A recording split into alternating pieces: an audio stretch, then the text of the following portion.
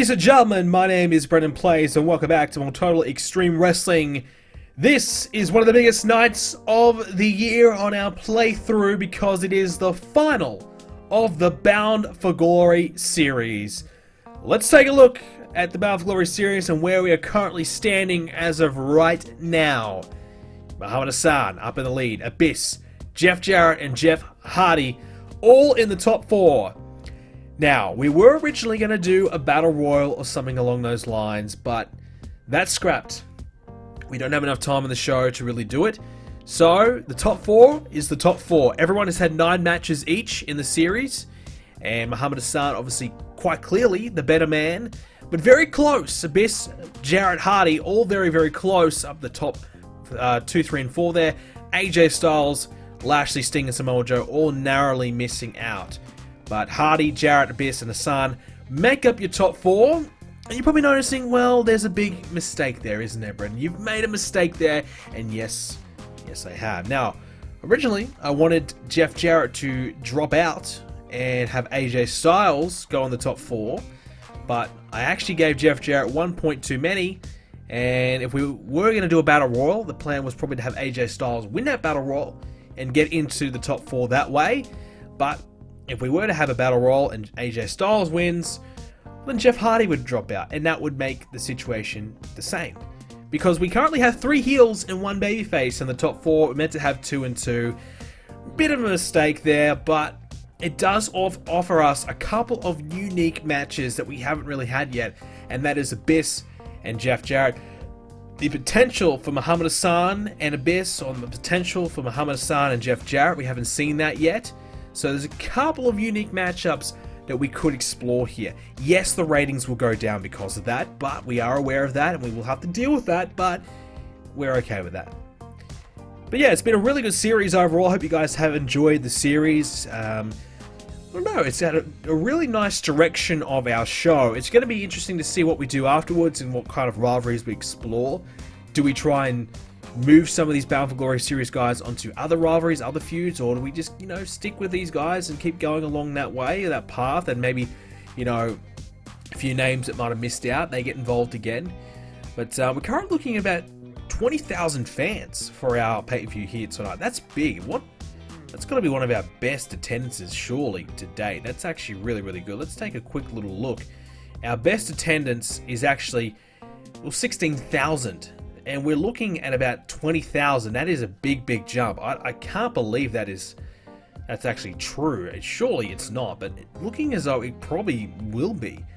Our popularity really on the rise in the Southeast, and I gotta say, we're not that far away from moving up to national. We really are not. You need to get 65% importance in 8 regions.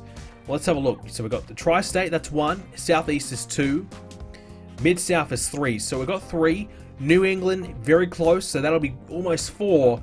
And then we have to try and work on a few of our other regions, more likely Mid-Atlantic, Northwest as well, Midwest, so Southwest as well. So there's a few that we just aren't quite there yet, but for the most part, we are getting very close. We are not too far away from moving in to the national size, which of course is a very similar size to the WWE, I believe. I think they are national. They could be international. I might be wrong. I kind of forget. But yes, so that's that. So we are going to stick with Southeast for this event. I want to try and sell this arena around. I want to have a big, big show. Now, probably Bound for Glory will be Southeast as well.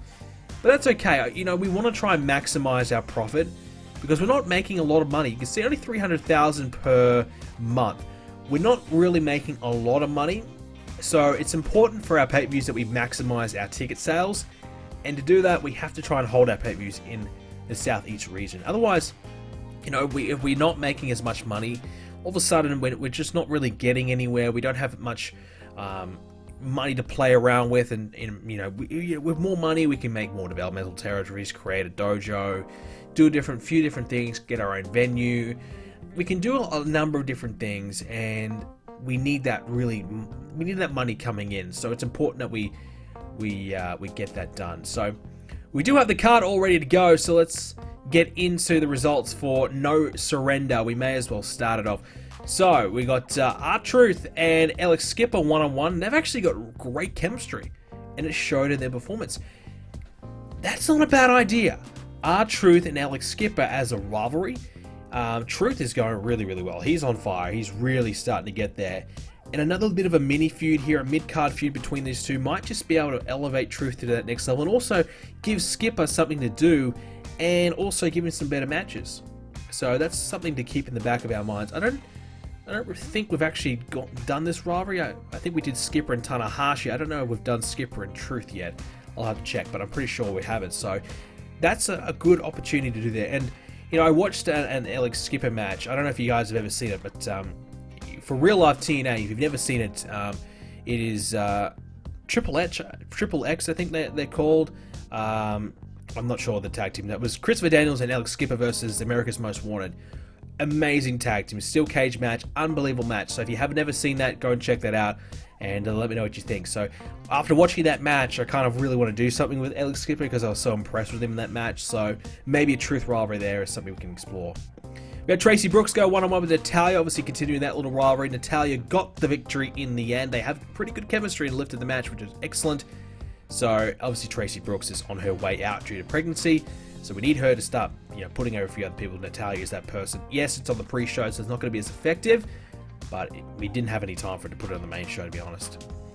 Speaking of not being able to find time on the main show, this one as well, Maravich and Kenta teamed up against Tim Canada, Bobby Roode, and Eric Young. We gave Roode and Eric Young the victory, and excellent performances from everyone. Eric Young, didn't quite hang as much as the rest, but not too bad. 76, so overall really good stuff. 84 rated match, so excellent match overall. Okay, so we kicked off the Bound for Glory series. We went with Muhammad Hassan versus Jeff Hardy again, and we didn't get the same result as last time. I can tell you that. We didn't get that. We got an 81 rated match to kick things off, so that's not great. Not amazing, not what we were hoping for. I thought we might be able to do something big, but we didn't quite get there. So 81 rated to kick the pay-per-view off. Not amazing, but Muhammad Hassan did get the victory in knocking Jeff Hardy out, so Muhammad Hassan will be in the final and our main event of the Bound for Glory series. Fallen Angel had a promo cutting it on Alex Shelley. Good promo as always. We had Frankie Kazarian versus Chris Sabin one-on-one, and we gave Chris Sabin the victory thanks to interference by Alex Shelley, and he hit Frankie Kazarian and cost him the match. They actually have great chemistry and showed in their performance, so that's really good. So that boosted the matchup. So that's excellent to see these two going at it one-on-one, and they had a good matchup there. 85 rated, so for our X division. So that's good to see that we got a few extra guys in our X division starting to step up, which is exactly what we need. Homicide promo on Sabu, and then we had a Homicide going one-on-one against Sabu in an ECW rules match. So we kind of brought in a bit of Sabu's classic matchup, a hardcore match between the two. They had a 78 rated matchup. Not bad. I mean, I thought maybe they might be able to do something a little bit better, but Sabu's performance dropping down a little bit. But Homicide was great, and we gave Homicide the victory, of course. We are still continuing to push Homicide. He's well within our plans. Abyss had a promo on his match coming up against Jeff Jarrett, and it was 92 rated. Well, we probably should have opened up with this one. I don't know why I didn't do that. I thought maybe because we had such a good match with Jeff Hardy, Muhammad Hassan, that's why I went with that. But this is a much more reliable match. I'm not sure what I was really thinking. I should have went with the other one. Excellent match. Abyss 93 rated, Jeff Jarrett 91 rated. And did we do a... Yes, we made it a car crash match. So both had very good brawling. So we utilized that brawl skill and we made it a car crash, which is probably where we went wrong with the Muhammad Hassan and Jeff Hardy match. But there you go. So excellent stuff from them. And Abyss got the victory, eliminating Jeff Jarrett. So Abyss and Muhammad Hassan in the final. Now that is going to be interesting. I have no idea what to expect with that one. But two of our best heels going at it one-on-one. Could be great, could be bad. We'll see. Kevin Nash promo, and it was a good one, on Scott Steiner and Christian Cage, hyping up their upcoming matchup. And here it was, triple threat matchup. Christian, Steiner, and Kevin Nash. Christian defending the championship once again. And Kevin Nash, 51 rated performance. He was terrible. Christian Cage, 94. Scotty Steiner, 69.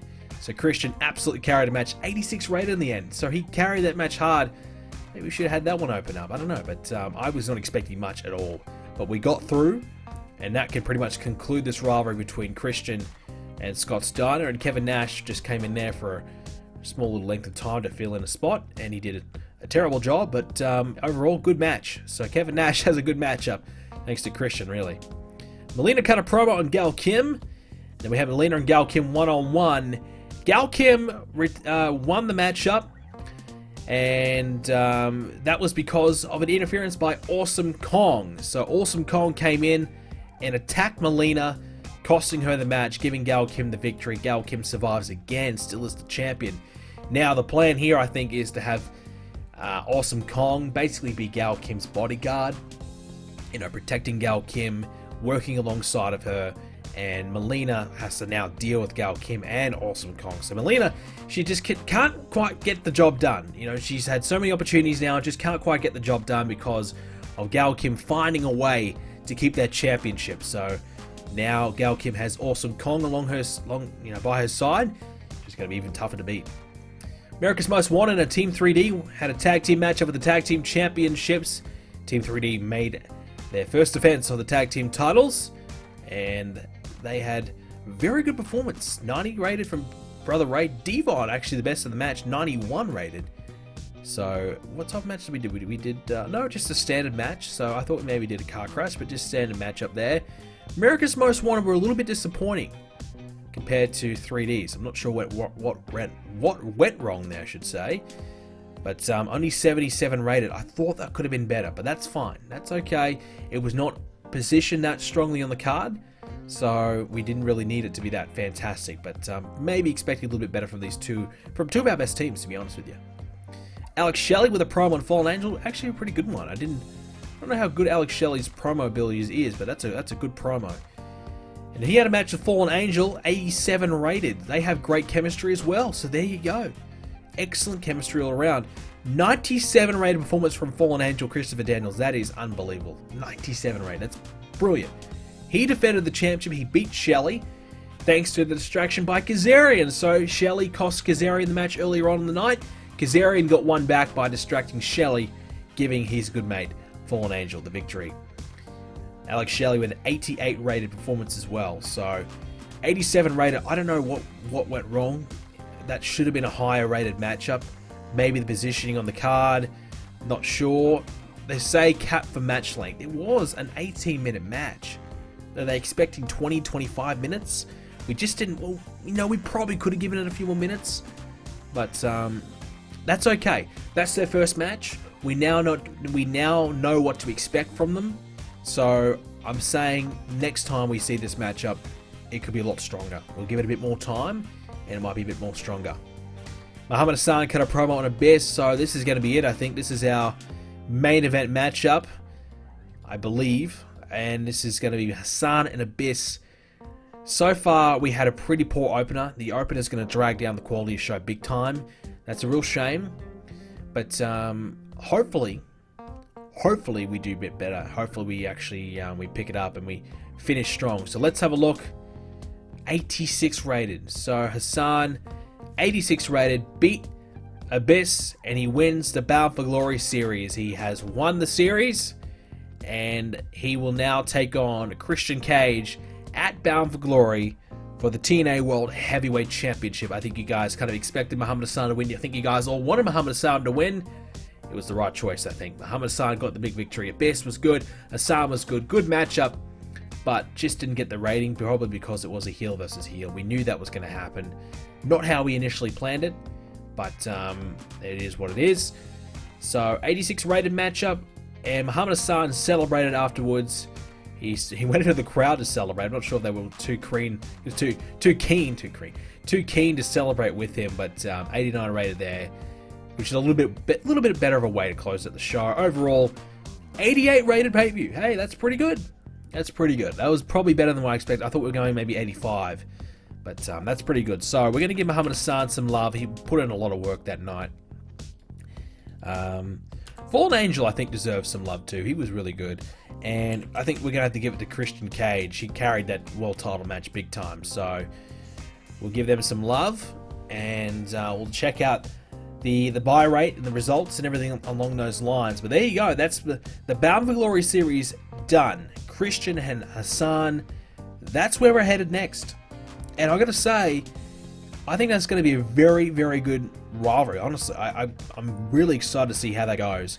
You know, you're probably saying, where is Goldberg? What's the big deal there? You didn't use him on the show. No, I didn't use him. Probably because of time restraints, to be honest. But still, I'm not sure of what I want to do. I think I might have Goldberg debut at Bound for Glory. I think that's a good call. If we can get Paul Heyman, maybe we'll use Heyman. Actually, no, I think you guys all wanted me to use Heyman and Lashley together. I don't know, a lot of you guys are very mixed on that. Let's have a look. Paul Heyman, speaking of him, here he is. He's signed. He's in. He's done. It's a done and dusted deal. We'll make him he's a better heel, but we really need him to be a babyface manager. So babyface manager, Paul Heyman is in. He is officially signed. We don't get him for another 14 days. Well, that's going to make it tough. We went ahead and we signed some more women. So here's a few women that we're looking at getting. One in particular, of course, Jessie McKay, known as Billy Kay. I'm excited to get her in there. I think she'd be good.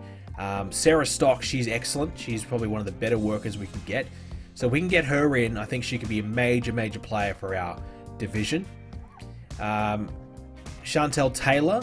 I can't remember what her other name was in TNA, but yeah, she should be good. And Cherry Bomb as well. I think that's Ali, I believe. So we got her in. So a few new women that we're looking to get in, probably bring in developmental and have that next crop of women coming through and go from there. Let's check out the results. So MVP has left WWE. He's now part of TNA. So the question is, developmental or main roster? I'm thinking at this point we'll send him down to developmental. You know, polish up his skills, and then when we got time and we've got room on the roster, we'll bring him in and give him that big push because I think he's going to be a star for us. 0.34 buy rate for No Surrender, and we had Kazarian could be a star. Is happy. Oh, a lot of love for Kazarian on that occasion. What was the crowd in the end? The crowd was at 14,800. So the game said we're going to get 20,000. We only got 14.8. Or maybe because we actually changed it to the New England. I thought I was going southeast. Maybe I didn't actually change it properly. But that's okay. That's fine. That's still a good crowd. Plus, we do actually need to work on New England region. You can see 64. So probably in the end, a good thing that I didn't end up changing it. But yeah, so let's have a look. Let's see if there's any changes in popularity and things like that. All these numbers are kind of different now. I've kind of, forgotten if there is any changes, so kind of bear with me. We'll have a quick look. So, some notable names: Brother Ray, for example. Christian Cage at 88. So, is he kind of dipping a little bit, or is he kind of staying a bit still? He didn't have an amazing match. Maybe that's what's costing him a little bit. Alex Skipper's gone down to 53, so that's not good. We actually had Skipper at around 60 when we started. Actually, no, we didn't. He was at 54. I thought he was one of those guys in the 60 club, but no, he's at 54, so he's barely dropped. He's actually gone up a little bit compared to July, so that's fine. So we might actually go ahead and do the Truth and Skipper rivalry. Yeah, Skipper's not going to get a win, but might not be a bad idea. And he's only on a pay-per-appearance deal, so if he does start to pick up his performances, it's quite possible that we could bring him in on a long-term basis and be a notable player in our X division if we can get him up there. Fallen Angel's doing really well. He's nearly up to 75-ish, so he's really on the rise. Kazarian, he lost, so his has actually dropped. What about Alex Shelley? He's up to 61, 62-ish, so that's pretty good. Chris Sabin, so by beating Kazarian, he's bumped up quite a lot. Kazarian's dropped, but Shelley's bumped up quite a bit, so up to 62-3-ish. So not good for Kazarian to dip down. That's not great, but Sabin does get the bonus up, and Shelley moved up a little bit as well. Gail Kim up to 61. She continues to be on the rise. We didn't get Tanahashi and Matt Morgan on the card, but we'll try and get that one maybe on an Impact show. Homicide's doing great. He's in the low 70s.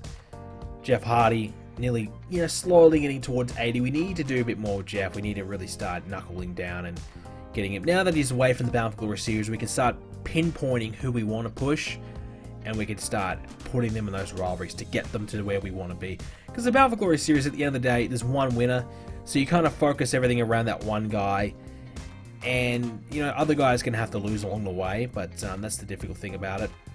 Jeff Jarrett's still in a good position. Kevin Nash, has he got one more appearance left? Yeah, so he's got one more appearance left. So we could have him lose to someone, maybe I don't know, maybe Lashley or someone on the next Impact, something like that. Speaking of Lashley, he's, mid-70s, so that's fine. We could probably do something like that. Melina, 64 popularity. So Gail Kim's actually really on the rise. What was Gail Kim before? I can't quite remember, but last month, so yeah, she was 58.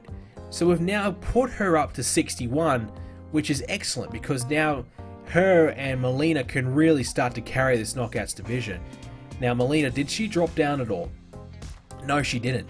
She really didn't. She's been on the rise herself. So despite losing, we actually kept Melina strong. And sometimes when you do keep someone strong, it lowers the match quality, but the person who gets kept strong, aka Melina in this situation, she keeps her popularity, but the other person still gets the win. So Gail Kim still got the victory, and her popularity still continues to rise with that victory. So she really reaps the benefits at times. It can really work. Sometimes it doesn't work, other times it really does work, and this one, it really did work. It does often depend on their momentum as well. So Gail Kim up to 61 now. That's really, really good because, like I said, we have two really strong women in our Knockouts division. We can build a division around those two and start to get a few others up. For example, with Natalya here, she's certainly someone we need to get moving. A few other people, Muhammad Hassan. So he's nearly, I would say he's 90. Yep, in the 90s now. He's the popularity just about every region with that massive victory. So he's the most popular guy in our company right now, which is the reason why, we've just continued to go with him. His performance has been excellent.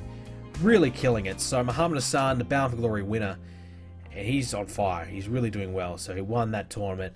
He's having a great, great year. He is our MVP. He is our MVP right now. And I gotta say, I've been so impressed by him and his performances, and his skills are getting better. The scary thing is he's getting better. He's only really just scraping the surface of how far he can go. He's getting a lot better, and he could really be very, very dangerous at some point. Dangerous in a good way, because he can be have such a good impact and really run through the roster. So with Paul Heyman now, I think the consensus was we put it to you guys. Do you want it to be Lashley or do you want it to be Goldberg? And majority of you guys went with Lashley. It was very mixed. A lot of you guys said, hey, put him with both. Why not? That's not a bad idea. It's not a bad idea to put him with both, have Heyman and have two big names, two big scalps. We could obviously do a Heyman stable, yeah. But at this point, it would be good to have Heyman with Goldberg so we can have someone hyping up Goldberg whilst he's not there on the card, because we don't want to use him every week. But Lashley obviously needs it a hell of a lot more. If we're going to make Lashley a star, he needs Paul Heyman. So at this point, probably going to go Paul Heyman and Lashley. You never know, we could do both. A lot of you guys are saying, hey, why don't you do both and then do a storyline where one of them turns? Very possible. Both are better baby faces, which is the concern. But yeah, you could probably have Lashley turn or Goldberg turn, either or. We'll quickly run through the rest of these guys. I don't think there's really much more to say. Scott Steiner, yep, about where he wants to be. Tracy Brooks, still in the 50s despite losing. And Sabu up to 64, so going steady. So that's all our big movements from our pay-per-view. So yeah, again, another really successful show. We are really doing well. I'm pretty happy with our progression and our progress right now. Like I said, our size is looking really, really good. I'm hoping that we can just keep this momentum going forward. Obviously now with the Bound for Glory series, Bound for Glory being our next pay-per-view, we're going to have basically our biggest show of the year. So very important that we execute on some of our big rivalries. And I think we've got a good set of rivalries going.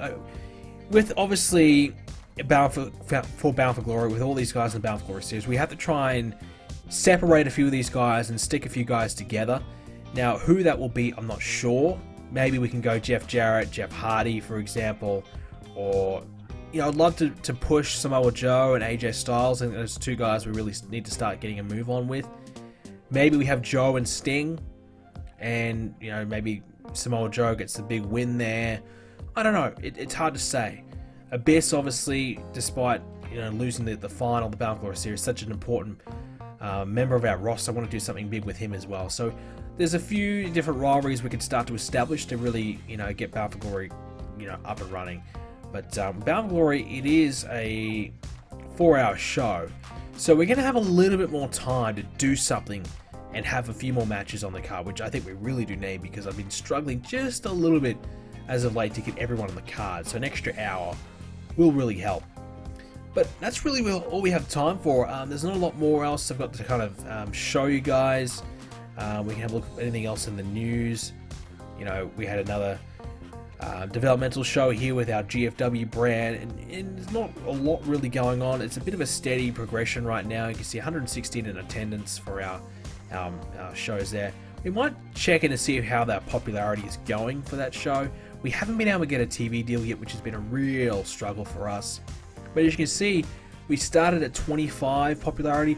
We're up to 37 now for our developmental, which is excellent. That's obviously really, really great. And it means that a lot of our guys that are working on our developmental roster are going to get that popularity boost. There's a few guys, for example, Petey Williams, Kevin Thorne, probably could be ready to move up soon. Nakamura, obviously someone we've invested some time in already, really starting out, really doing our best to get going.